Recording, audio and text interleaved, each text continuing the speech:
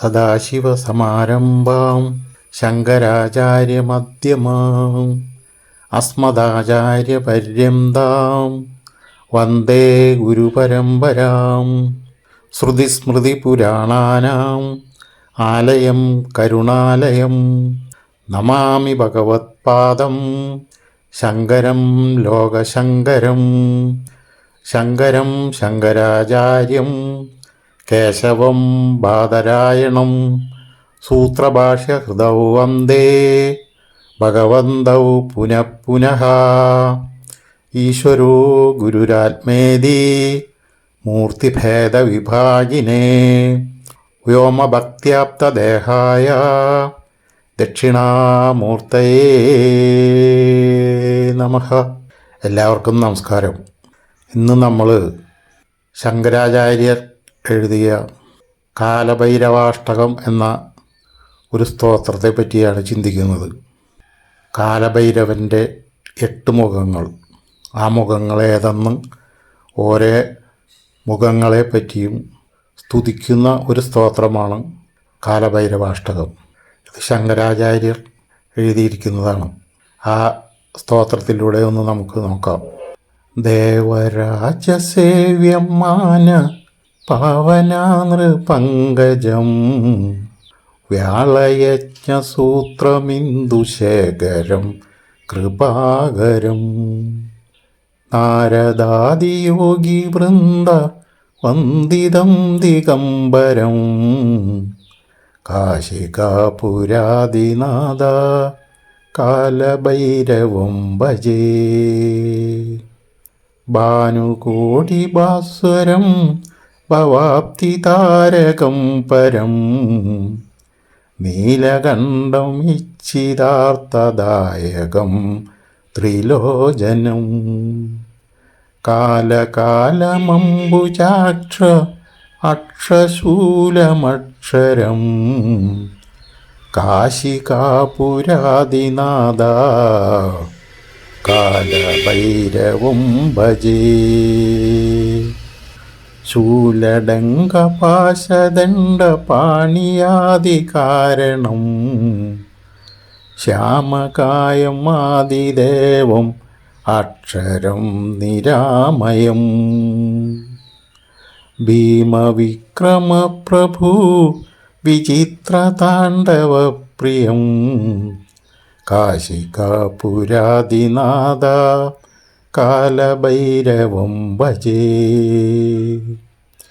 ഭുക്തിമുക്തിദായകം പ്രശസ്തചാരുവിഗ്രഹം ഭക്തവത്സലം ശിവം സമസ്തലോകവിഗ്രഹം വിനിക്കൊണൻ മനോജ്ഞ ഹേമകിങ്കിണീം ലസക്കടീം കാശികാപുരാദിനാഥ കാലഭൈരവം ഭജേ.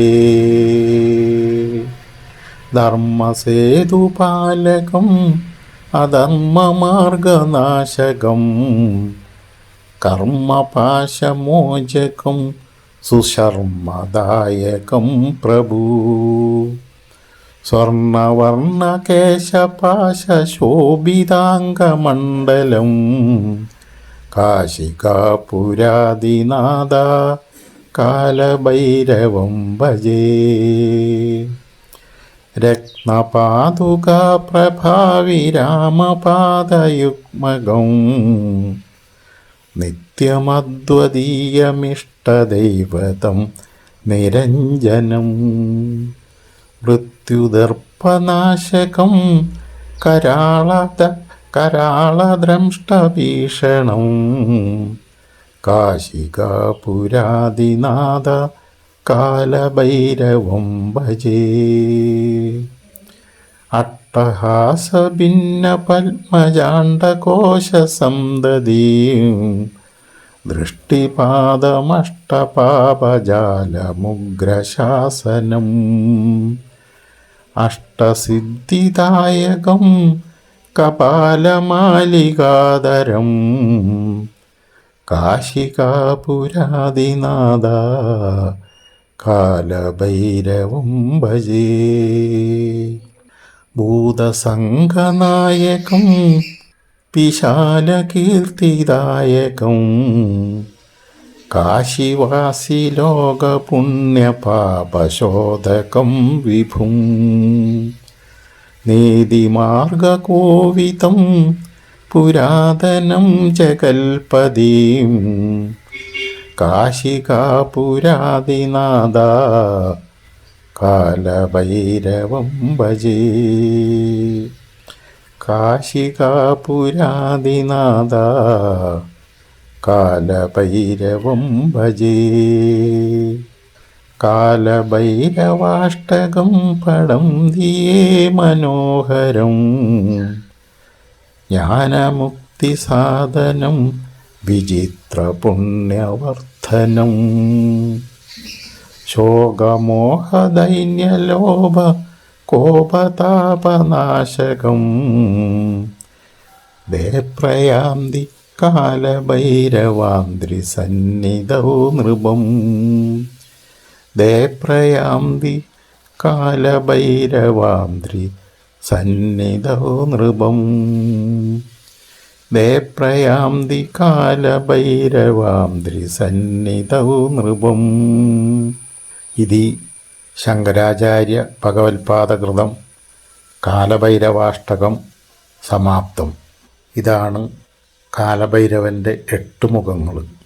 ഇനി നമ്മളിത് ഓരോന്നും എങ്ങനെ എന്തൊക്കെ ഫലസിദ്ധി, എന്തെല്ലാം കഴിവുകൾ, ഇതെല്ലാം ഈ സ്തോത്രത്തിലൂടെ പറയുന്ന വാക്കുകൾ ഓരോന്നും നമ്മൾ പരിശോധിച്ച് നമ്മൾ അർത്ഥ ലോകത്തിലേക്ക്, ആ വ്യാപ്തിയിലേക്ക് കടന്ന് നമ്മുടെ മനസ്സിനെ എങ്ങനെ അത് സ്വാധീനിക്കുന്നു, എങ്ങനെ നമുക്ക് സന്തോഷം നൽകുന്നു, സമാധാനം നൽകുന്നു എന്നുള്ള കാര്യങ്ങളൊക്കെ നമുക്കൊന്ന് പരിശോധിച്ച് നോക്കാം.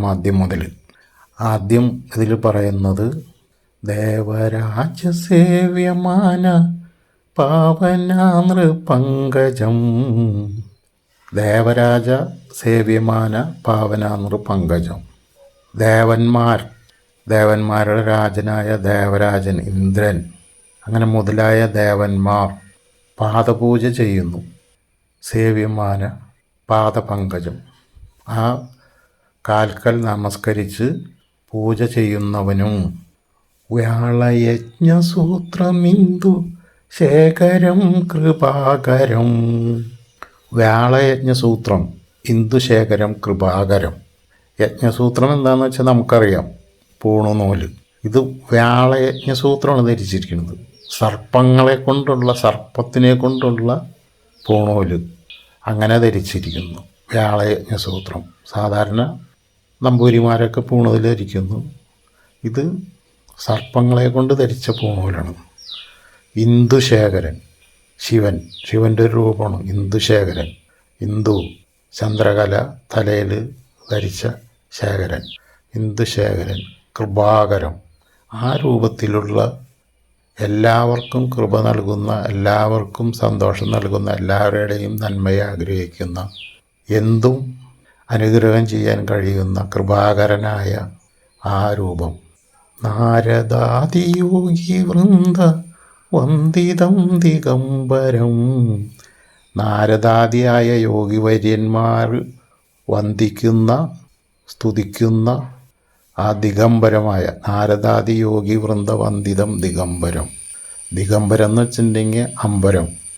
അമ്പരം എന്ന് വെച്ചിട്ടുണ്ടെങ്കിൽ ദിക്കുകളെ അമ്പരമാക്കി, അതിർത്തിയില്ലാത്ത അമ്പരം എന്ന് പറഞ്ഞാൽ ആകാശം. അതിന് അതിർത്തിയില്ല, വ്യാപിച്ചു നിൽക്കുന്നു. എല്ലായിടത്തും വ്യാപിച്ചു നിൽക്കുന്ന ആകാശം. അതിന് വസ്ത്രം കൊടുക്കാൻ പറ്റില്ല. അപ്പോൾ ആ വസ്ത്രം എന്ന് പറയുന്നത് നമുക്ക് ചിന്തിക്കാൻ പോലും പറ്റാത്ത രീതിയിലാണ്. ആ രീതിയിലുള്ള അതിരുകളില്ലാത്ത ദിഗംബരനായ ആ രൂപത്തോടു കൂടിയ കാശികാപുരാദിനാഥ കാലഭൈരവം ഭജേ. കാശി വിശ്വനാഥ രൂപത്തിലുള്ള കാലഭൈരവനെ ഞാൻ ഭജിക്കുന്നു.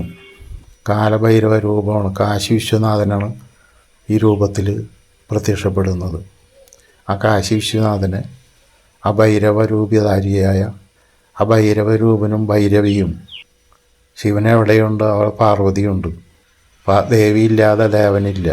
ശിവൻ്റെ പേര് നമ്മൾ പറയുമ്പോൾ ദേവി അതിൽ അവിടെ ഉണ്ടെന്നുള്ള കാര്യത്തിൽ നമ്മളെപ്പോഴും വിശ്വസിക്കണം.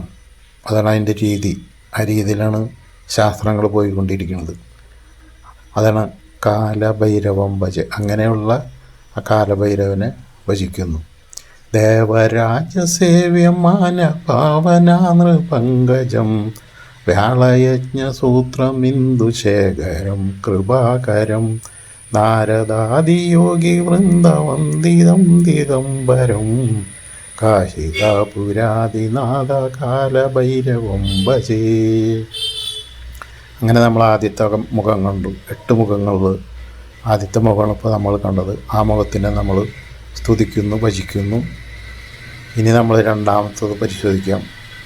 ഭാനുകൂടി ഭാസ്വരം ഭവാപ്തി താരകം പരം നീലകണ്ഠമിച്ചിതാർത്ഥദായകം ത്രിലോചനം കാലകാലമംബുജാക്ഷമക്ഷശൂലമക്ഷരം കാശികാപുരാദിനാഥ കാലഭൈരവം ഭജേ. ഭാനുകൂടി ഭാസ്വരം. കോടി സൂര്യന്മാരുദിച്ച ആ പ്രഭയോടുകൂടിയ ശോഭിക്കുന്ന ഭാനുകോടി ഭാസ്വരം. അതിൻ്റെ പ്രകാശത്രയെന്ന് നമുക്ക് കണക്കൂട്ടാൻ പറ്റില്ല. ഭാനുകോടി ഭാസ്വരം ഭവാപ്തി താരകം. ജീവിതമാകുന്ന സാഗരത്തെ തരണം ചെയ്യാൻ നാവികൻ നീ ഭവാപ്തിക്കോ ആവിവൻ തോണി നിൻപദം. ഗുരുദേവൻ പറഞ്ഞ ദൈവദശകത്തിലെ ആ വരി തന്നെയാണ്. ആ ഭവാപ്തി താരകം, ഭവാപ്തി സാഗരം തരണം ചെയ്യാൻ സഹായിക്കുന്ന ഭാനുകോടി ഭാസ്വരം ഭവാപ്തി താരകം പരം. പരമമായ ആ ചൈതന്യം, പരമചൈതന്യം. ഭാനുകോടി ഭാസ്വരം ഭവാപ്തി താരകം പരം നീലകണ്ഠം. നീലകണ്ഠം എന്ന് വെച്ചിട്ടുണ്ടെങ്കിൽ കഴുത്ത് നീല നിറത്തോടു കൂടിയ. ആ കഥയൊക്കെ നമുക്കറിയാമല്ലോ. പാലാഴി മദനത്തിൻ്റെ കഥയൊക്കെ നമുക്കറിയാവുന്നതാണ്. ആ വിഷമെടുത്ത് വിഴുങ്ങിയപ്പോൾ ഭൂമിയിലേക്ക് വീണിട്ടുണ്ടെങ്കിൽ ശിവൻ വിഷം പാലാഴിയിൽ കളഞ്ഞപ്പോൾ വന്ന ആ വിഷമെടുത്ത് വിഴുങ്ങി അത് ഭൂമിയിൽ വീണിട്ടുണ്ടെങ്കിൽ നശിച്ചു പോകുമെന്ന് അറിയാവുന്നതുകൊണ്ട് അത് വായിലെടുത്തിട്ട് വിഴുങ്ങാണ്. അപ്പോൾ മഹാവിഷ്ണു എന്ത് വെച്ചിട്ടുണ്ടെങ്കിൽ വായ പൊത്തി പിടിച്ചു. പാർവതി ദേവി അത് മഹാദേവൻ്റെ വയറ്റിലേക്ക് ഇറങ്ങിപ്പോയാൽ അത് നാശം ഉണ്ടാവുമെന്ന് മനസ്സിലായിട്ട് വേഗം കഴുത്തിന് മുറുക്കി പിടിച്ചു. അപ്പം അങ്ങനെ താഴേക്ക് ഇറങ്ങാതെയും പുറമേലേക്ക് കളയാൻ പറ്റാതെയും ആ വിഷം അവിടെ ഇരുന്ന് അങ്ങനെ നീലകണ്ഠനായി തീർന്നു. അങ്ങനെ ആ മാലിന്യങ്ങളെ, ജീവിതമാകുന്ന മാലിന്യങ്ങളെ, ജീവിതത്തിൽ വന്നു ചേരുന്ന മാലിന്യങ്ങളെ നമ്മളിൽ നിന്ന് ഭഗവാൻ വലിച്ചെടുത്തു. അതാണ് ഗോപിമായ അർത്ഥം അവിടെ വരുന്നത്. അതിനുള്ള നീലകണ്ഠൻ. ഭാനുകോടി ഭാസ്വരം ഭവാപ്തി താരകം പരം നീലകണ്ഠമിച്ചിതാർത്ഥദായകം ത്രിലോചനം. ഇച്ഛിതാർത്ഥദായകം ത്രിലോചനം. ഇച്ഛിതാർത്ഥദായകം, നമ്മൾ ഇച്ഛിക്കുന്നതായ, നമ്മൾ പ്രാർത്ഥിക്കുന്നതായ, നമ്മൾ ആഗ്രഹിക്കുന്നതായ ആ കാര്യങ്ങളെ നമുക്ക് നൽകുന്ന ഇച്ഛിതാർത്ഥദായകം ത്രിലോചനം. 3 നേത്രങ്ങളോട് കൂടിയവൻ. ഇച്ഛിക്കുന്നതെല്ലാം നൽകുന്നവനും 3 നേത്രങ്ങളോട് കൂടിയവൻ. 3 നേത്രങ്ങൾ എന്ന് പറഞ്ഞാൽ അത് പല രീതിയിലുള്ള വ്യാഖ്യാനങ്ങളുണ്ട്. ത്രിലോചനം, ആ 3 നേത്രങ്ങൾ, അത് ശാസ്ത്രങ്ങളിൽ ഒരുപാട് വ്യാഖ്യാനങ്ങളുണ്ട്. ഉദാഹരണത്തിന് ജാഗ്രത്, സ്വപ്നം, സുഷുപ്തി. വേറെ രീതിയിൽ നോക്കുകയാണെങ്കിൽ ത്രിപുടികൾ, ത്രിപുരസുന്ദരി എന്ന് നമ്മൾ കേട്ടിട്ടുണ്ടല്ലോ, 3 പുരങ്ങൾ. അങ്ങനെ ഒരുപാട് വ്യാഖ്യാനങ്ങളുണ്ട്. അങ്ങനെ ആ 3 കണ്ണുകളോട് കൂടിയ ചന്ദ്രാർക്ക വൈശാനരലോചനായ ചന്ദ്രനെയും സൂര്യനെയും വൈശാനരനെയും നോട് കൂടിയ ആ 3 കണ്ണുകൾ. അങ്ങനെ അവിടെയും ആ രീതിയിൽ വ്യാഖ്യാനിക്കുന്നുണ്ട്. പിന്നെ നമഃശിവായ മന്ത്രത്തിലെ നാഗേന്ദ്രഹാരായ ത്രിലോചനായ, അവിടെയും നാഗേന്ദ്രഹാരായ നമഃശിവായ മന്ത്രത്തിലെ 5 അക്ഷരങ്ങളിലെ നാ എന്നുള്ളത് ഒരു ശ്ലോകത്തിലെ ആദ്യ അക്ഷരമാണ്. അതിൽ നാഗേന്ദ്രഹാരായ ത്രിലോചനായ ഭസ്മാങ്കരാകായ മഹേശ്വരായ നിത്യായ ശുദ്ധായ ദിഗംബരായ തസ്മൈ നകാരായ നമഃശിവായ പഞ്ചാക്ഷരി മന്ത്രത്തിലെ ആദ്യത്തെ നായുടെ അർത്ഥം ഈ പറഞ്ഞതാണ്. അതിലെ ത്രിലോചനം ഇങ്ങനെ എല്ലാ ഗുണങ്ങളോടു കൂടിയ ആ ത്രിലോചനം ഭാനുകൂടി ഭാസ്വരം ഭവാപ്തി താരകം പരം നീലകണ്ഠമിച്ചിതാർത്ഥദായകം ത്രിലോചനം കാലകാലമംബുജാക്ഷം. കാലകാലം അംബുജാക്ഷം. നമുക്കറിയാം കാലകാലം, കാലനെ കൊന്ന കാലൻ. മാർക്കണ്ഡേയ മഹർഷിയുടെ കഥയൊക്കെ അറിയാമല്ലോ. അങ്ങനെ ആ 16 വയസ്സിൽ മരണം വരുമെന്നുള്ള അറിവുള്ളത് കൊണ്ട് 16 വയസ്സിൽ ഭഗവാന്റെ പ്രതിമയുണ്ടാക്കി. ആ പ്രതിമയിൽ കാലം വന്നപ്പോൾ കെട്ടിപ്പിടിച്ച് കിടന്നു. കാലന് യമന് അത് സമയമില്ലാത്തത് കൊണ്ട് ഒന്നും ചിന്തിച്ചില്ല. കാലപാശം വീശി വലിച്ചു. ആ ബിംബത്തോടുകൂടി ഇളകി വന്നു. ആ ബിംബത്തിൽ നിന്ന് തൻ്റെ ഭക്തനെ ഈ രീതിയിൽ തന്നെ ആക്രമിച്ച ആ യമൻ്റെ കർമ്മത്തിനെ സഹിക്കാൻ പറ്റിയില്ല. അങ്ങനെ തന്നെ യമനെ നശിപ്പിച്ചു. അങ്ങനെ കാലൻ എന്ന് പറഞ്ഞാൽ യമൻ കാലനെ നശിപ്പിച്ച ആ കാലകാലനായ മഹാദേവൻ. കാലകാലം അംബുജാക്ഷം അക്ഷശൂലം അക്ഷരം. അംബുജാക്ഷം എന്ന് പറഞ്ഞിട്ടുണ്ടെങ്കിൽ ഇപ്പോൾ നമുക്കറിയാം, ഒരരയന്നം പാല് കൊടുത്തിട്ടുണ്ടെങ്കിൽ, വെള്ളം ചേർത്ത് കൊടുത്തിട്ടുണ്ടെങ്കിൽ ആ വെള്ളത്തിനെ മാറ്റി പാല് മാത്രം നുകർന്നെടുക്കുന്നു. അങ്ങനെ ഈ ഭൗതിക തലത്തിലുള്ള സത്യത്തെയും അസത്യത്തെയും വേർതിരിച്ച് നന്മയെ മാത്രം നിലനിർത്തി തിന്മയെ നശിപ്പിക്കുന്ന, അതിന്മയേൽക്കാത്ത ആ രൂപം അംബുജാക്ഷം. അക്ഷരം, ക്ഷരമില്ലാത്തത്, എന്നും നശിക്കാത്തത്. ശൂലധാരിയായ അക്ഷശൂലമക്ഷരം. അംബുജാക്ഷമക്ഷശൂലമക്ഷരം. ഈ രീതിയോടുകൂടിയ ഈ ശൂലം ധരിച്ച ആ മഹാദേവൻ കാശികാപുരാദിനാഥ കാലഭൈരവം ഭജേ. അങ്ങനെയുള്ള ആ കാശി വിശ്വനാഥനെ ഞാൻ നമസ്കരിക്കുന്നു, സ്മരിക്കുന്നു. മൂന്നാമത്തെ ശൂലഡംഗപാശദണ്ഡ പാണിയാദി കാരണം. ശൂലം, ഡംഗം, പാശം, ദണ്ഡം. ശൂലം നേരത്തെ പറഞ്ഞല്ലേ, ശൂലം, ഡംഗം, പാശം, മഴു, പാശം, ദണ്ഡം, ദണ്ട്.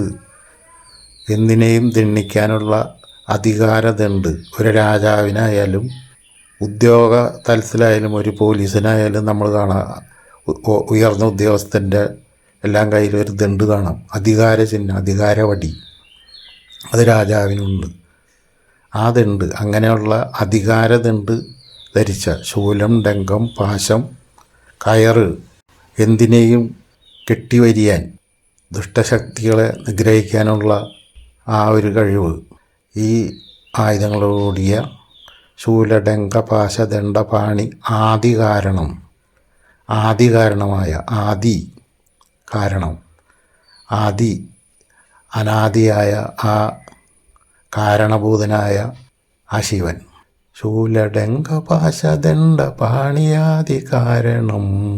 ശ്യാമകായം, നീല ശരീരം, നീലവർണ്ണത്തിലുള്ള ശരീരത്ത് ശ്യാമകായം. നീലകായം ആദിദേവം, അക്ഷരം നിരാമയം.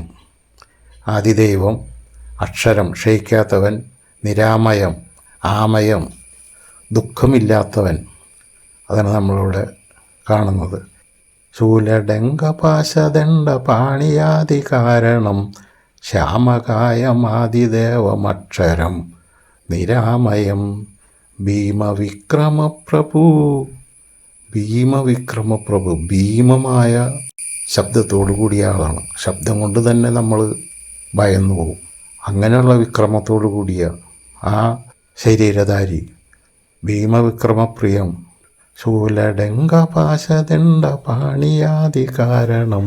ശ്യാമകായമാദിദേവം അക്ഷരം നിരാമയം. കാലകാലമംബുജ ഭീമവിക്രമപ്രിയം വിചിത്രതാണ്ഡവപ്രിയം. വിചിത്രമായ താണ്ഡവം ചെയ്യുന്ന ആൾ, വിചിത്രമായ താണ്ഡവ നൃത്തം ചെയ്യുന്ന ആ രൂപത്തോടു കൂടിയ കാശി വിശ്വനാഥനെ ഞാൻ ഭജിക്കുന്നു. മുക്തിദായകം പ്രശസ്ത ചാരുവിഗ്രഹം. മുക്തി ഭോഗ്യവസ്തുക്കളെല്ലാം, അത് ഭുജിക്കുന്ന വസ്തുക്കളെല്ലാം, ഭോഗ്യമായതെല്ലാം ഭുജിച്ചുകൊണ്ട് മുക്തിയിലേക്ക് പ്രവേശിക്കുന്ന മാർഗം. ഒന്നും ഒഴിവാക്കിയിട്ടല്ല, എല്ലാം അനുഭവിച്ച് മുക്തി നേടുന്ന മാർഗം. മുക്തിദായകം പ്രശസ്ത ചാരുവിഗ്രഹം. പ്രശസ്ത ചാരുവിഗ്രഹം, എല്ലായിടത്തും അറിയപ്പെടുന്ന ആ രൂപത്തോടു കൂടിയ ഭക്തവത്സലം ശിവം. ഭക്തവത്സലനായ ആ ശിവൻ, ഭക്തവത്സലം ശിവം സമസ്ത ലോക വിഗ്രഹം. എല്ലാ ലോകങ്ങളും അംഗീകരിക്കുന്ന വിനിക്കൊണൻ മനോജ്ഞ ഹേമ കിങ്കിണിയിൽ രസക്കടി. അരയിൽ കിലുങ്ങുന്ന മണികളോടുകൂടിയ, മണി കെട്ടിയ ആ കാശി വിശ്വനാഥനെ ഞാൻ ഭജിക്കുന്നു. ഇനി നമുക്ക് അടുത്തത് നോക്കാം. ധർമ്മസേതു പാലകം അധർമ്മമാർഗനാശകം.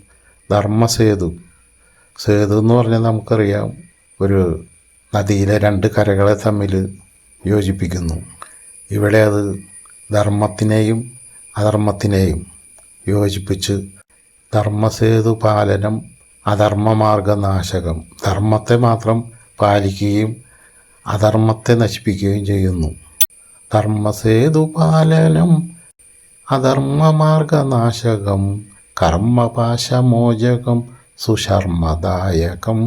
പ്രഭു, കർമ്മപാശം, നമ്മളിലും നമുക്ക് മുൻപുണ്ടായ പരമ്പരയിൽ നിന്നും നമ്മളിലേക്ക് വന്ന് ചേരുന്ന കർമ്മപാശങ്ങളും നമ്മൾ ചെയ്യുന്ന കർമ്മത്തിൽ കൂടി നമ്മൾക്ക് കർമ്മശേഷിപ്പായി വന്ന എല്ലാ ദോഷങ്ങളെയും മോചിപ്പിക്കുന്നു.